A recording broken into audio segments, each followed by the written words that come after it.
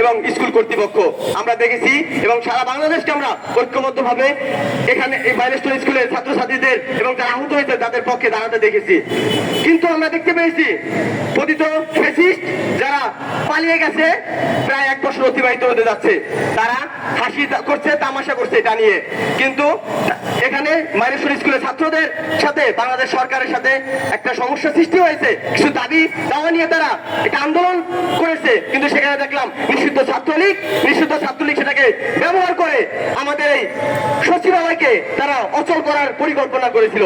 আমাদের সরকারের কাছে আমাদের প্রশ্ন, সচিবালয় বাংলাদেশের সর্বোচ্চ নিরাপত্তা একটা জায়গায় কিভাবে ছাত্রলীগ বা কিভাবে এত অরক্ষিত ভাবে থাকে সেখানে ছাত্রলীগ এখানে হামলা করতে পারে? আমরা দেখেছি প্রশাসনের বিভিন্ন লোক এখানে আহত হয়েছে। আমরা জানতে চাই প্রশাসন কেন এত দুর্বল ভূমিকা পালন করছে?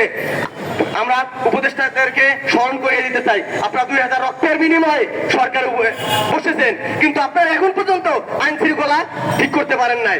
আপনারা এখন পর্যন্ত ফ্যাসিবাদের দোষরদেরকে গ্রেপ্তার করে বিচারের আওতায় আনতে পারেননি। আমরা দেখেছি গোপালগঞ্জ, এখনো বাংলাদেশের বিভিন্ন যারা সন্ত্রাসী সংগঠন ছিল তারা গোপালগঞ্জ আশ্রয় নিয়েছে, যারা অস্ত্র নিয়ে আশ্রয় নিয়েছে তাদেরকে এখনো ধরা হচ্ছে না।